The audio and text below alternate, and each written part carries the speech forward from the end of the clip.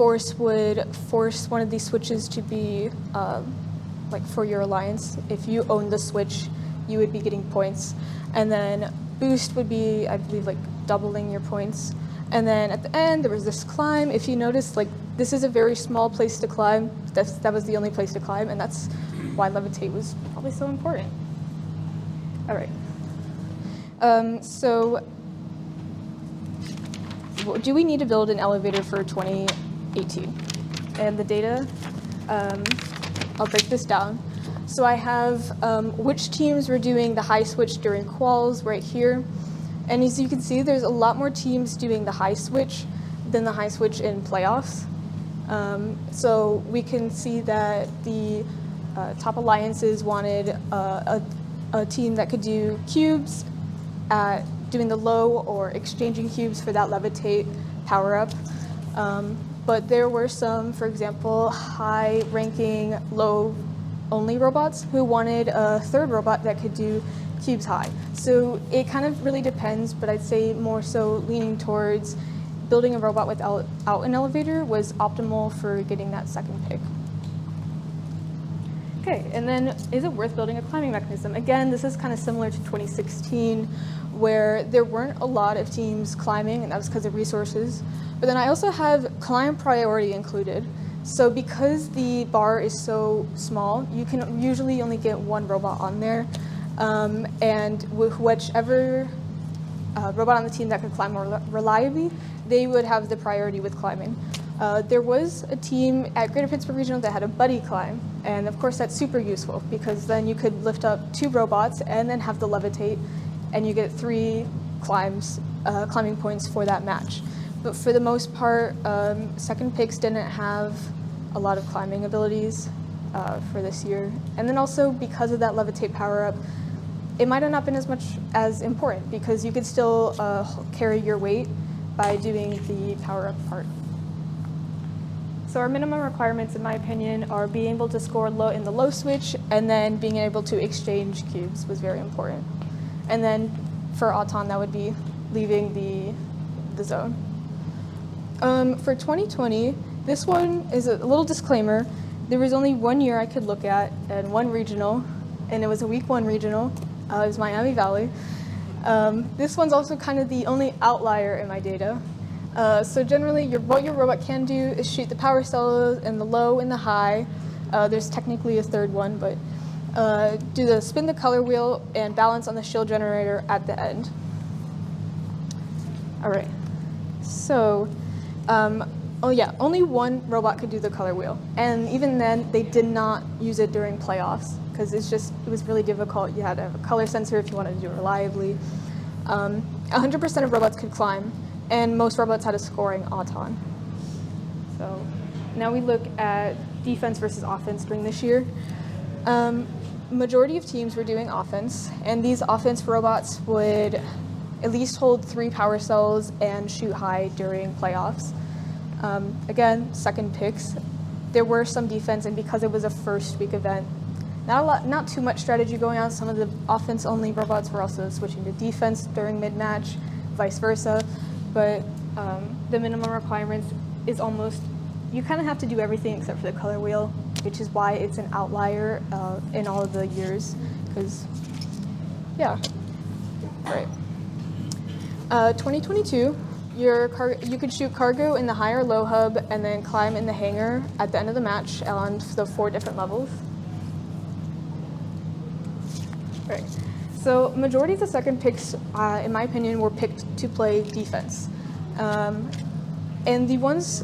that's mainly because of the game. If you're doing precise shooting, and if you could knock your opponent just a little bit off course, that could stop them from getting the point from shooting the cargo in the hubs.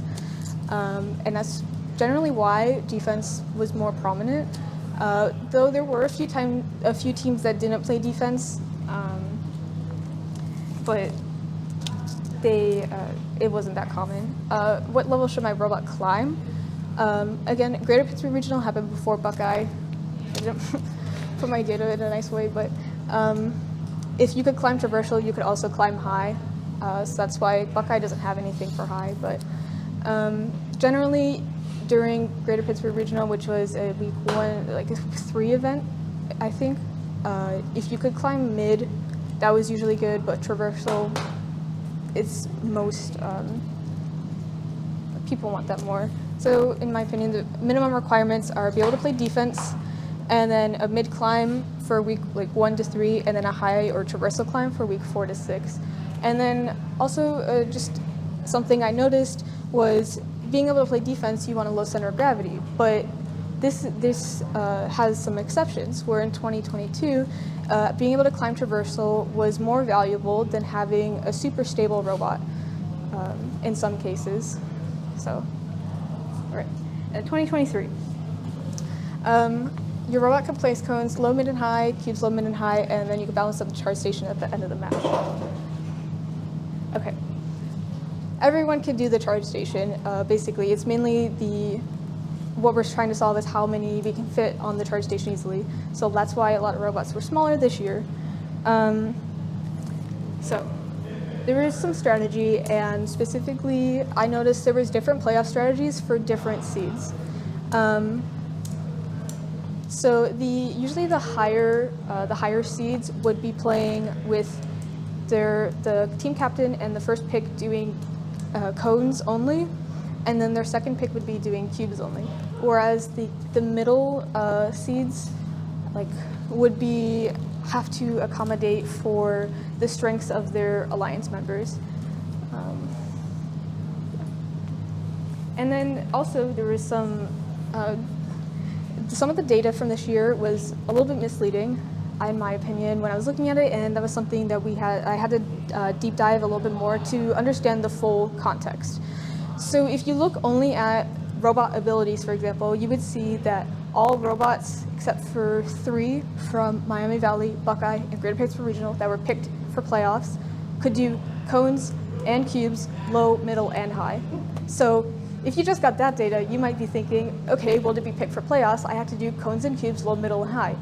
But that's not the case, because we can see by specifically watching the matches that certain teams were picked to do certain tasks during the game. And then also, you might also think, what if I did a low cube only? If you look at Miami Valley, there were 2 robots that could do low cubes, but they weren't picked for playoffs. That might lead you to think being a low cube only is not a good strategy. Not exactly. Well, Quasix is a great example of that, being a low cube only bot. But then you also have to pay attention to why were they not picked. And that was specifically because they weren't very touch it, own it. When they would walk up, when they would drive up to a cube, they would push it away. So it doesn't necessarily mean that having one member of the alliance doing low cubes was bad. It was just because of the efficiency of being able to do it at. And that's subjective scouting. And this is my favorite thing to do at competitions. And I highly recommend doing subjective scouting alongside your objective scouting. So objective scouting is your actual numbers. This robot placed 4 cubes during this match. This robot placed 6 cones during that match. But subjective scouting is more so taking notes. This robot broke in these 3 matches, or this robot primarily, they go for the cubes in the middle and then they cycle from the substations. So taking notes on the functions and the strategies that the robots do, and then you can use that data to integrate it into your own game strategy and how to better incorporate the other teams into there. So generally, when you're looking at your data, you also need to include some of that to get the full picture of strategy, which is a lot, but okay. So my minimum requirements for this year was a low and or mid cube robot that was placing around 4 to 5 cubes a match minimum, leaves a community or score something low in Auton on the smaller side, and it's super important on the touch it, own it, because again, those two cube only robots, they weren't picked because they weren't touch it, own it, even though a lot of teams would have benefited. In Miami Valley, they would have benefited for another scoring robot instead of having a robot playing defense. Okay. If I can add something to that, we actually had that exact conversation on kickoff day about that the high seeds, the people that score high, would be looking for a low scoring robot that is smaller and can do the auto. Like, that is exactly what Coach Sloan and a few other of us have mentioned at kickoff, was because of with how the game worked, a lot of people would try and get to the cones, and neglect the cube side of it. So some common trends we can pick out from these years are second picks should be able to do the end game well. 2016 and 18 are the slight outliers, but that's mainly because of those technology restraints. And then of course 2018 had the levitate option. Generally, you should be second picks should master one part of the game, like be really good at doing gears or primarily focus on doing gears for 2017 or for 2022, focus on the climbing aspect because that was just generally very difficult. Low center of gravity, that's mainly for defense, but also it looks good to other teams. Teams may be more likely to pick you if you have a low center of gravity because you aren't a risk for tipping over during matches. Because you'd rather have 3 robots and not only 2 robots playing the game. Again, some exceptions, like 2022. Lack of defense when there are like zoned off areas or out of the way areas, so like in 2023, 2018, 2016. Of course, exceptions, you have to use your, come to your own conclusions. And then for auto, generally you want to have some sort of auto, and that usually means leaving the any zone you're in to get those auto points. So now it's your turn. Mentors, I apologize, you can still participate, but you may have noticed I left 2019 out of my presentation, and that's because you guys are going to watch the game animation, you can talk in groups, and then come up with your own minimum requirements based on what we talked about now. The video is there, I swear.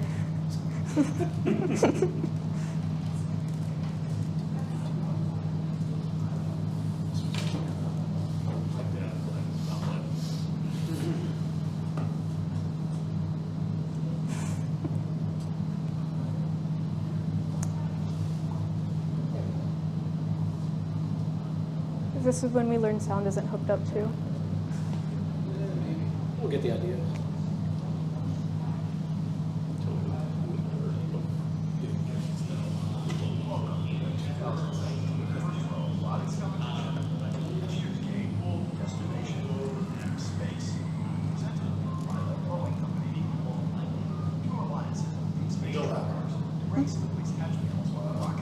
It's coming out of Tim's computer. It's already at 100.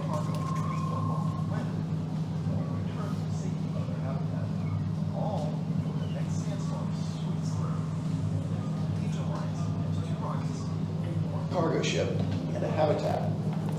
Hatch panels and cargo are available through the human player stations. And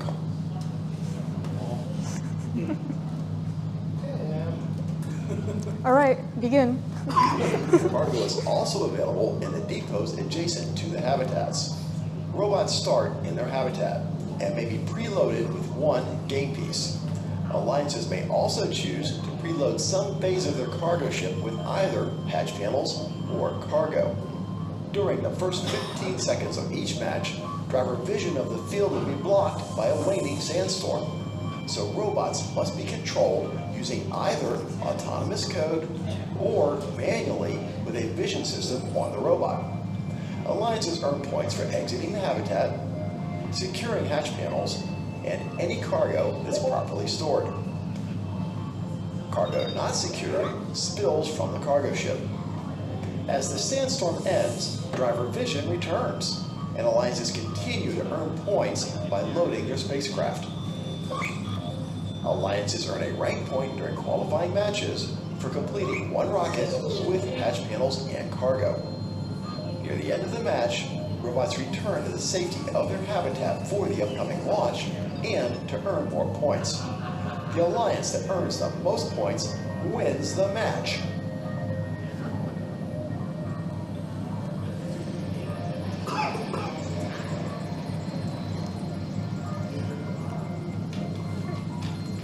So good stuff.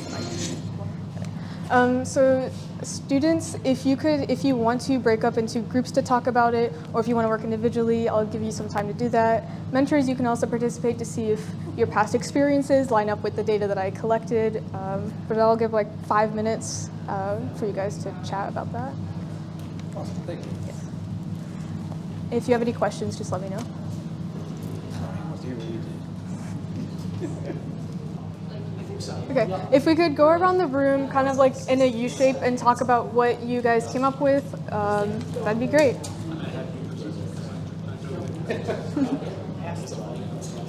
We could pass the mic.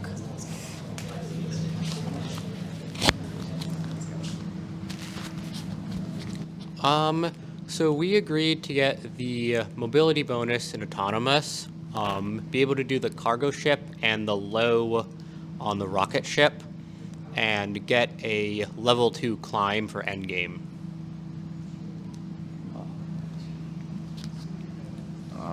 We agreed on pretty much the same thing, but a quick semi-consistent middle in endgame.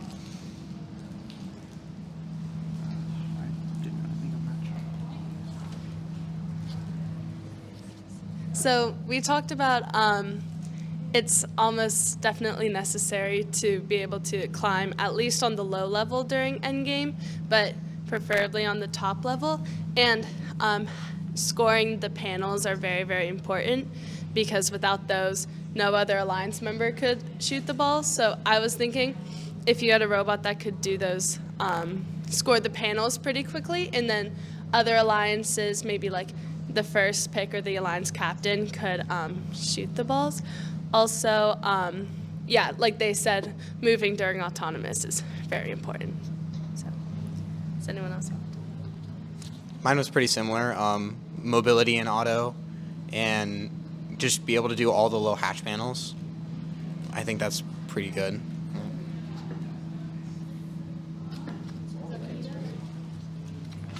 Thank you. So you guys almost basically hit it right on the nose. So if we look right here, one of my things is covered. Okay, what level does our robot need to climb to? Basically, can we move this? How do you move this? Can you move this? Yeah. Sorry. Basically, the graphics won't show. But majority of teams were able to do a second level climb, and that wasn't even that complicated. They would just run up right onto the second level. You didn't even have to have a special climbing mechanism. It's fine if we can't show the thing. Oh. So majority of teams could do that. There were more teams at, there we go. There it is. More teams at Buckeye that could climb to level 3. Again, that's later in the season. I believe it was a week 4 or 5 event.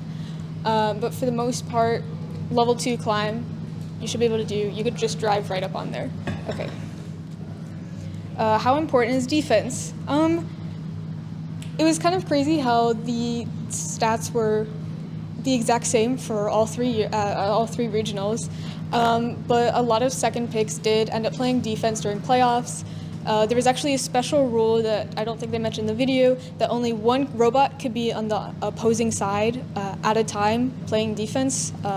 So you couldn't have 2 of your alliance members on the blue side if you were on the red alliance. That would be a penalty.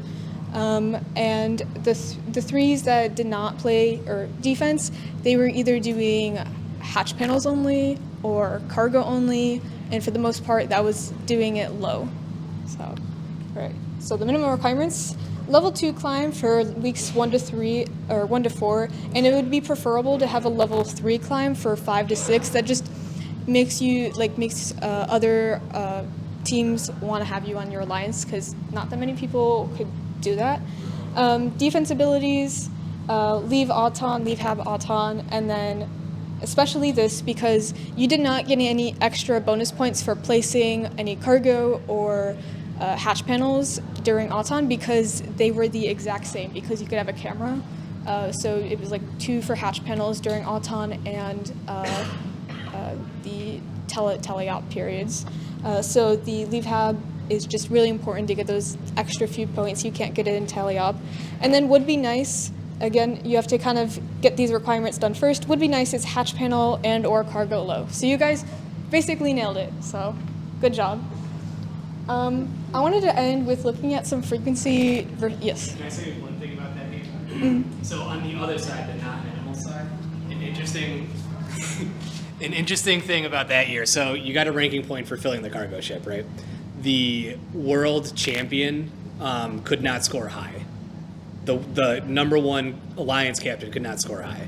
So think about that when you make design considerations. You don't always have to do everything. The team that placed first on their field and won championship South couldn't score on the top. They relied on their partners to do that. So I wanted to end with these graphs. They're not, I didn't do anything special. I just put all of the ranks you could get at these different regionals for the 6 years, the 5 years for MVR, and looked at the frequency because I noticed some patterns while I was doing my scouting where there was just some gaps where like, oh, the 20 to 30 range, the 20 range teams would not get picked, but anything past that, they would get picked. So why aren't the 20 range teams getting picked at this certain regional or at this certain game? And then you can also see how MVR being a specific, often a week 1 to 3 regional, you can see that there's more of a distribution. Like this way, there's more teams getting picked here compared to Buckeye or Greater Pittsburgh Regional, which are more of like proportional. Less teams get picked the higher up you are. And that, goes for we don't really know the strategy for the game right at the beginning of the season. We don't know the meta. I thought this was just interesting. If other people might find it interesting, that's all I really have to say about it, if anyone else. Yeah. So conclusions. Implementing FRC, strategic FRC robot design is really important, like touch it, own it, low center of gravity. My specific example being from this year with the robots that just did not get picked. They would have been super beneficial for a lot of the teams. They just didn't make the cut because of these certain abilities. And building within your limits is a really powerful strategy. So kind of like what you said, you don't have to do everything. You don't have to build a perfect robot that can do everything on the field. Doing what you can do is often better than trying to be a jack of all trades, master of none. So I say, kind of imagine design like a staircase. You have to master one aspect before you can move on to the next, or else you'll fall through the floor. You need to have the first one being the drivetrain. Everyone jokes, what should a robot be able to do? Drive. That actually really is the most important part, especially 2016. Couldn't get over those obstacles. That was kind of the most important part of the game. And then also don't dismiss drive practice, especially if you may be playing defense. You need to be comfortable with driving your robot, and if you can, it would be awesome to implement more time for drive practice, if possible, if you have the resources. So yeah, that's it. Great. Thank you.